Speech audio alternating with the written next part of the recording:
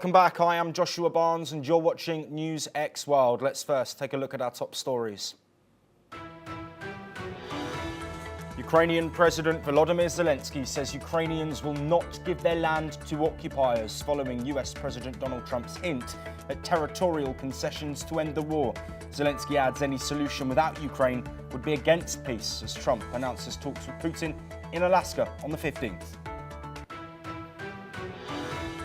This comes as Russian President Vladimir Putin speaks with the leaders of China, India and 3 ex-Soviet states about his contacts with the US on the war in Ukraine. Trump's administration have placed 50% tariffs on India over the purchase of Russian oil, with threats made for other nations doing the same. Thousands have gathered in Nagasaki to mark the 80th anniversary of the atomic bombing, as the regional mayor warns that current global conflicts risk triggering a nuclear war. On this day in 1945, the United States dropped a 10,000-pound plutonium bomb, killing about tens of thousands of people. Syria will not participate in planned talks with the Kurdish-led Syrian Democratic Forces in Paris, according to Syria's state news agency. The government source cited a previous forum organised by the US-backed SFD, calling it a violation of an agreed-upon accord.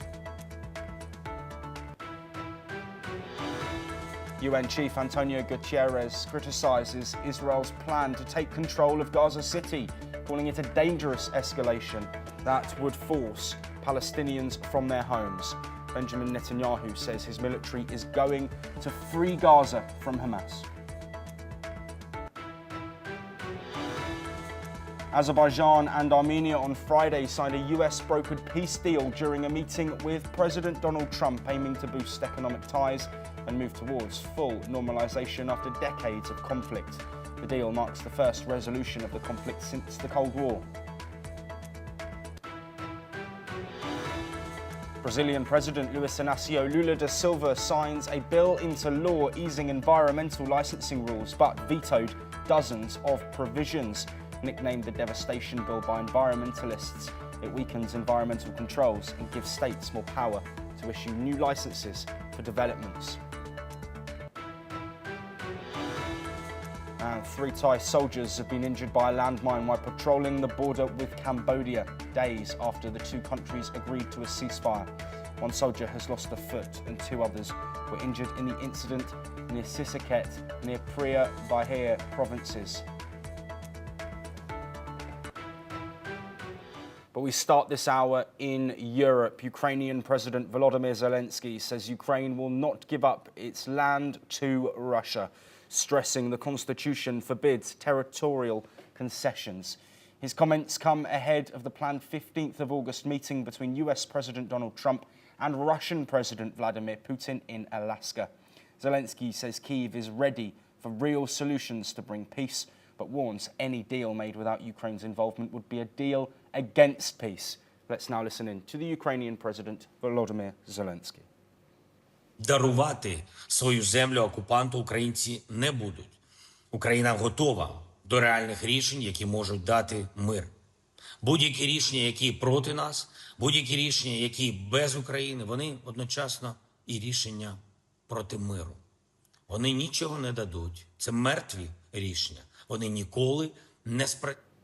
Well, joining us to discuss this announcement following the news that we are expecting on confirmation of this meeting between Donald Trump and Vladimir Putin, it is my colleague Thomas Porteous, anchor and correspondent live from the NewsX World newsroom. Thomas, some big news here. Of course, Trump did allude to potential concessions from Ukraine, but Volodymyr Zelensky has shut the door. Does this bring us back to another stalemate? Well, indeed, Joshua, we know a possible turning point in the war here with Donald Trump and Vladimir Putin meeting. However, we know that Volodymyr Zelensky hasn't been invited. So a stalemate, yes, but also a huge development in regards to the 2 big figureheads in this conflict meeting. That being Donald Trump, who is brokering this peace deal, and also Vladimir Putin, the Russian president. Joshua, we're heading into the 4th year of this war, and other than some minor direct talks in Istanbul, we haven't really seen any developments when it comes to peace.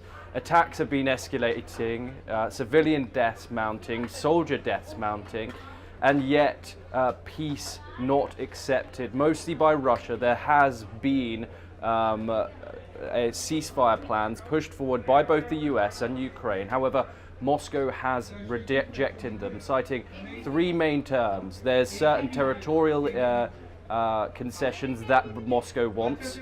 They don't want Ukraine to be part of NATO, and they also they want Ukraine to disarm and not be a part of move towards the West per se. Anyway, this of course is a huge meeting between President Trump and Vladimir Putin. We can expect all the shows, the big show of it in the state of Alaska, formerly Russia's, by the way, before the Alaska Purchase. And we can expect the 2 big world leaders meeting in the snowy state of Alaska. Much photo ops will be expected.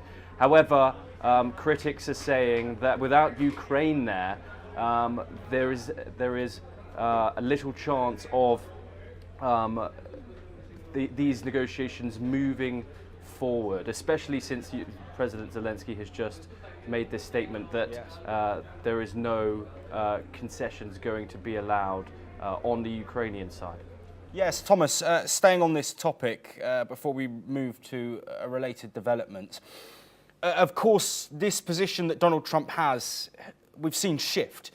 We know that he has thrown support behind Zelensky, but of course that meeting in the White House months ago was extremely frosty, waning support from the US militarily, and also a warming of ties with Russia that have now snapped back in recent times. And we've seen these threats of sanctions and secondary sanctions. Where do you think Donald Trump sits in this? Is he the pivotal key to unlocking a deal, or is he a detriment to this peace process with that flipping of support? Well, Josh, the fact of the matter is it's only Donald Trump that knows when Donald Trump stands in this. As you've said, we've seen a flip-flap of stances in his regard. We saw that infamous White House meeting, as you've just mentioned, of Trump and the Vice President, both seemingly teaming up on the Ukrainian president, asking for him to pay for the aid that the Biden administration had previously gifted to Ukraine. Obviously, of course, Donald Trump's rhetoric in regards to this conflict is completely different from the Biden administration. The Biden administration openly called Vladimir Putin a dictator. Trump called Zelensky that in a Truth Social post earlier on in the year. Biden gave military aid to the Ukrainians. Donald Trump now wants to be paid for that aid that was previously there. So since then, there's been deals struck, a key minerals deal, and also, of course, the US officials and the Ukrainian officials have come together with these peace plans, one for a 30-day, one for 60-day truce, both of which Moscow has rejected. So as we continue the negotiations here, we don't know where Donald Trump is going to stand on this. However, we do know that Donald Trump very much likes, he's seen to warm to authoritarian leaders sometimes. So whether this meeting once again warms the relationship between Vladimir Putin and Donald Trump, it is yet to be seen, but a huge development there. Absolutely. Thomas, please do stay with us because we've discussed diplomacy. Let's now move to the ground offensives and airstrikes that have been happening. Russia says its forces have launched 7 group strikes on Ukraine over the past week, hitting command posts, airports, and foreign fighter positions. Moscow claims to have taken 2 settlements, shot down 8 Storm Shadow missiles, and destroyed more than 1,500 drones. The Russian Navy says it also eliminated 3 unmanned boats in the Black Sea. Ukraine says its special forces carried out precision strikes in Crimea, destroying Russia's advanced Yenisei radar system. Of course, Thomas, these developments, as you've mentioned, it seems that hostilities have been stepping up. The number of strikes that are being reported from both sides seeming to be increasing. Also, both countries talking about key points and areas militarily of importance that have been struck as well. What more can you tell us about what's happening on the ground and the impact on civilians from both sides? Well, of course, Joshua, you're certainly right in the fact that visible attacks are very much stepping up, especially aerial ones. The international media aren't allowed on the Ukrainian front lines in Ukraine's east. However, what we have seen is the damage of some serious strikes on Ukrainian infrastructure by the Russians deep into Ukrainian territory. We saw a huge strike back just a few weeks ago in Sumy that killed 34, and obviously the Ukrainian capital is still reeling from an attack that just happened a few days ago, which killed over 20 people there. And so the civilian impact is serious here, especially in the major cities. This is what Donald Trump has been very, very much outspoken about, and that the strikes on civilians that Russia has been taking is very, very much what has angered Donald Trump, and some say soured the relationship between Donald Trump and Vladimir Putin.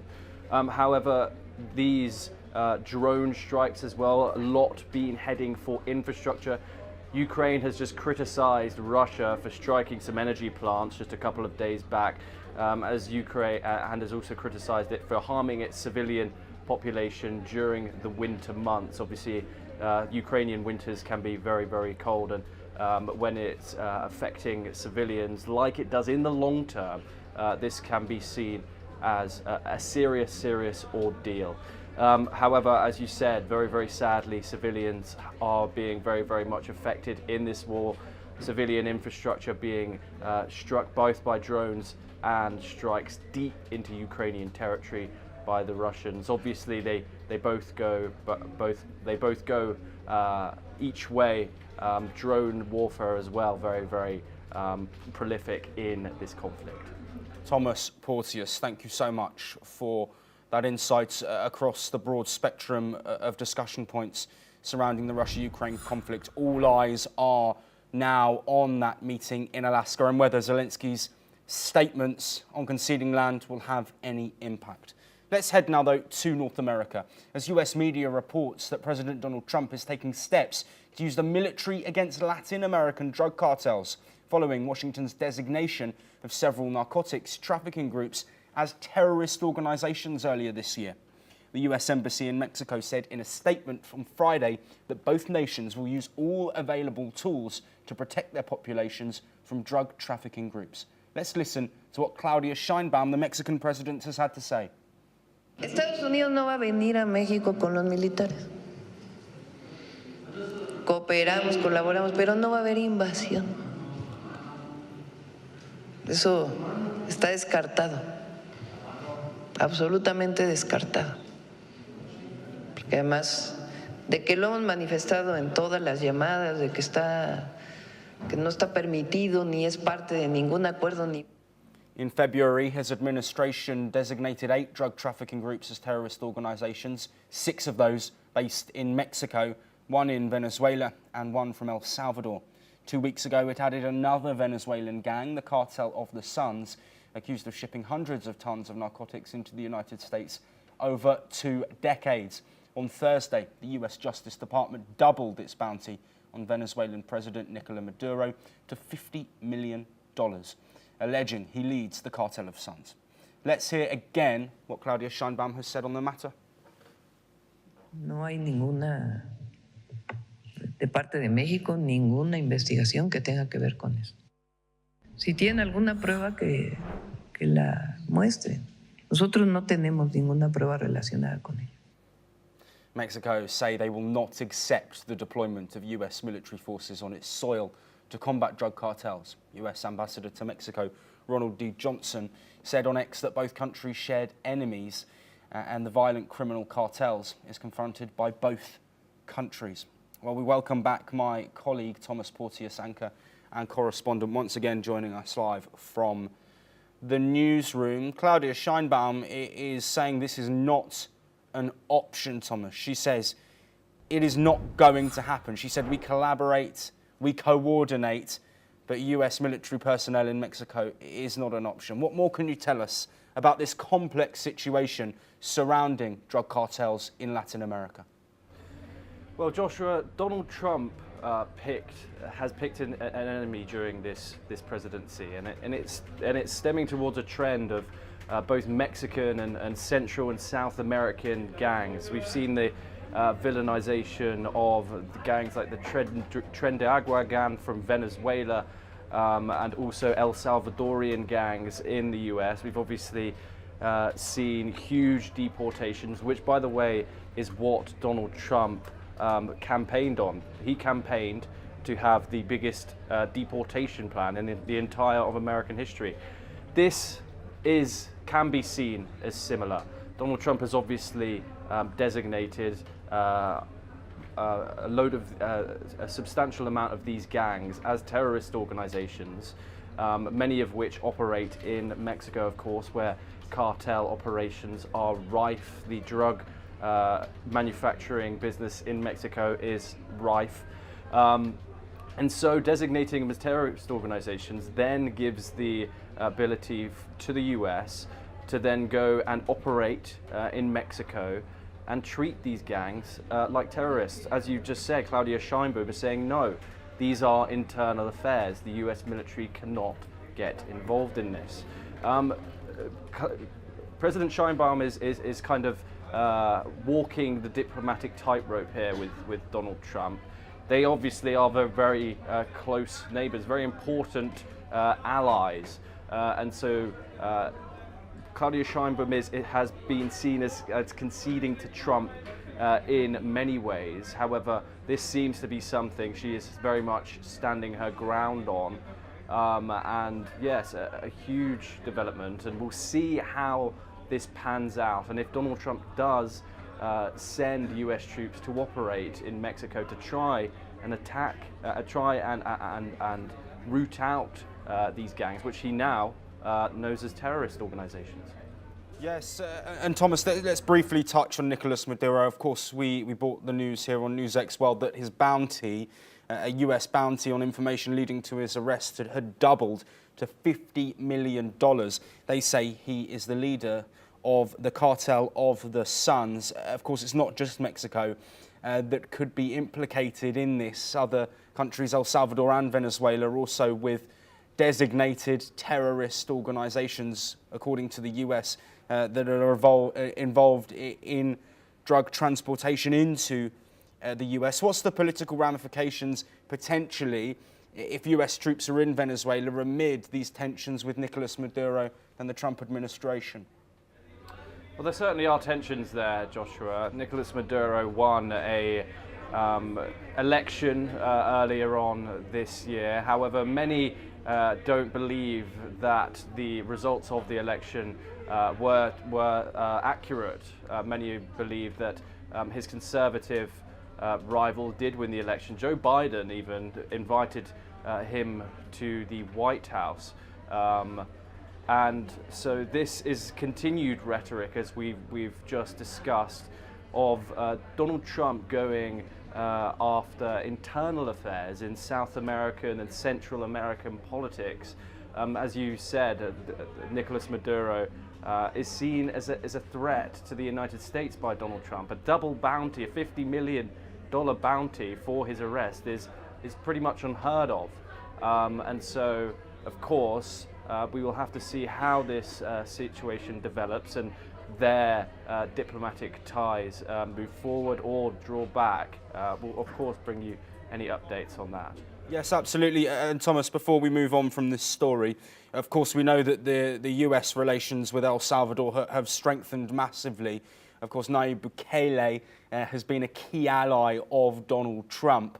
We've seen, of course, migrants going from the US and being housed in the Secot prison in El Salvador. Do you think that's potentially a starting point for the Trump administration? Do you think it might be easier for him to get military assets and military personnel within El Salvador and potentially help out Nayib Bukele with that situation of cartels? Well, of course, Nayib Bukele has been very, very much effective in dealing with the crime problem in El Salvador, something which the US president very much admires. We saw their meeting in the White House where Donald Trump was extremely complimentary of Nayib Bukele's leadership. There was even leaked audio of Donald Trump saying that there was a possibility of them sending US prisoners to the El Salvadorian prison.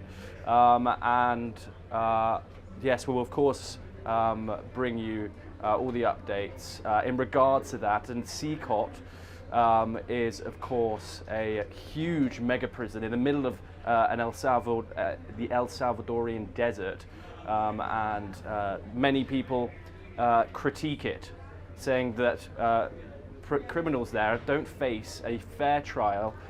We've seen a very infamous case of Kilmar Alfredo Garcia, who has been sent to Secot, even though he was a legal migrant in the United States. So I don't think we've seen the end of the Nayib Bukele-Trump relationship, and we certainly will be some developments there, especially now that Nayib Bukele will stay in power, given the fact that they have amended the constitution to remove the two-term limit for the president. So I'm sure we'll see more Nayib Bukele and Donald Trump to come.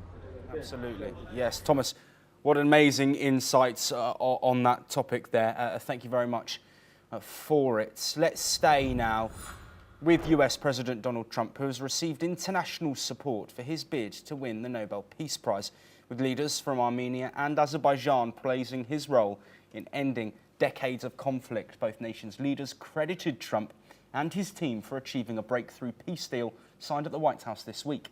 Azerbaijani President Ilham Aliyev called it a miracle accomplished in just 6 months.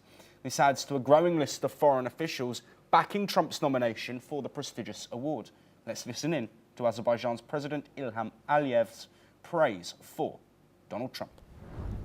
So maybe we agree with Prime Minister Pashinyan to send a joint appeal to Nobel Committee to award President Trump with the Nobel Peace Prize, because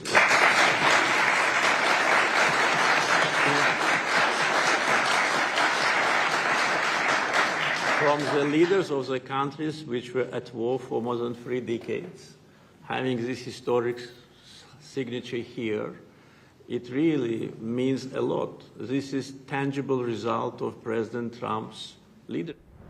Well, this comes as Iran welcomed the agreement but warned against foreign intervention in the region, cautious about Washington's increasing influence. The UK has also come out praising the bold steps taken in the US-brokered Armenia-Azerbaijan peace deal.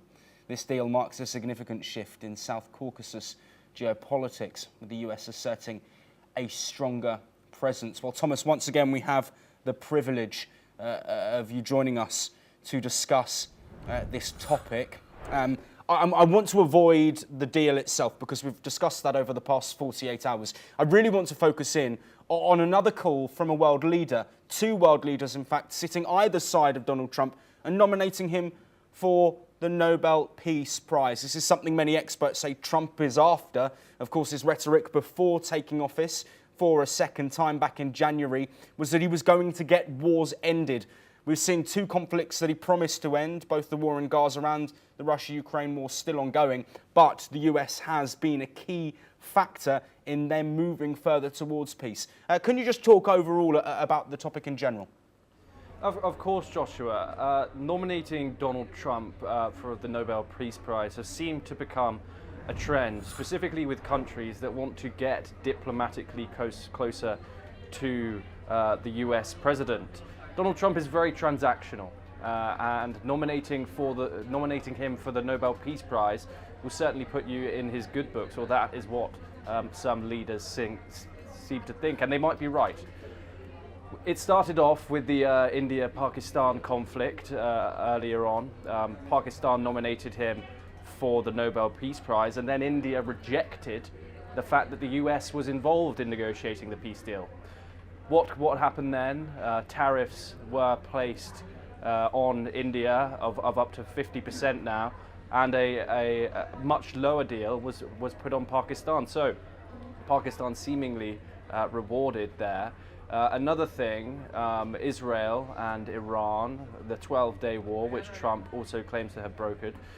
Donald Trump was seen getting visibly angry with both Iran and Israel, but obviously the relationship with Israel and the United States has been one of the strongest in the world for years. Donald Trump getting angry at them on camera and even swearing is very much was a big development, and so we saw possible diplomatic fallout there between Benjamin Netanyahu and Donald Trump. However, this was then all settled when Benjamin Netanyahu hands Donald Trump and announces to the room that he has nominated him for the Nobel Peace Prize. Same thing with Cambodia and Thailand. Now, Cambodia and Thailand still have a fragile peace. We've seen an incident today where some soldiers have been killed with apologies, not killed, injured, in a landmine incident near the border.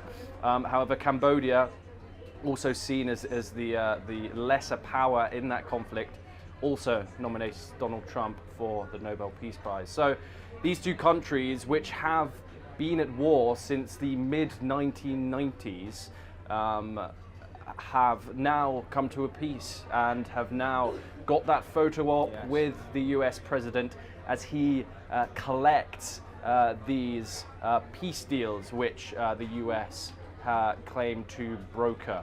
And so, of course, this is a trend. Whether Donald Trump does, in fact, win the Nobel Peace Prize is yet to be seen. But of course, another major development there, and Donald Trump is going to be very, very pleased with his new nominations. Absolutely. Thomas Porteous, thank you ever so much for joining us on a whole host of topics there across the bulletin. All eyes, of course, will be on whether Trump does receive that Nobel Peace Prize or not, but he has the backing now of so many world leaders in wars that have ended. Moving on, as Peru has lodged an official complaint with Colombia over what it calls a violation of its airspace after a Colombian military aircraft flew over Santa Rosa Island. Now this island is a disputed territory on the Amazon River. Peru's Prime Minister Eduardo Arana said that the incident had first surprised them as no prior notification was given. Let's have a listen to what he had to say. Efectivamente, mientras nosotros desempeñábamos nuestra actividad y coordinábamos acciones en este distrito, pudimos observar cómo sobrevolaba alrededor de la isla una aeronave que desconocíamos su origen y desconocíamos también cuál era su destino. Lo que se hizo en ese momento es disponer la verificación de la nave, la matrícula, incluso si tenía autorización, tomando conocimiento luego que se trataba de una nave militar colombiana. Following this, Peru's foreign ministry said that the move comes amid rising tensions after Colombian President Gustavo Petro accused Peru of annexing the island. Let's listen to what he had to say on that issue. Hay que atenerse a sus objetivos y fines, ¿no? ¿Afecta la confianza sobre una incursión? Sí, afecta la confianza, por eso estamos presentando una nota de protesta, ¿no? Well, the Colombian president's remarks followed a June vote in Peru's Congress that designated Santa Rosa as a district in its Loreto province. He had earlier warned that the decision could hinder access for the Colombian city of Leticia and vowed to defend Colombia's sovereignty through diplomacy. The island's status has been contested for nearly a century, with Peru citing early 20th century treaties, whereas Colombia arguing Santa Rosa emerged later in its side of the river boundary. That is all that we have time for. We'll be back very soon with more of your latest international news. Thank you.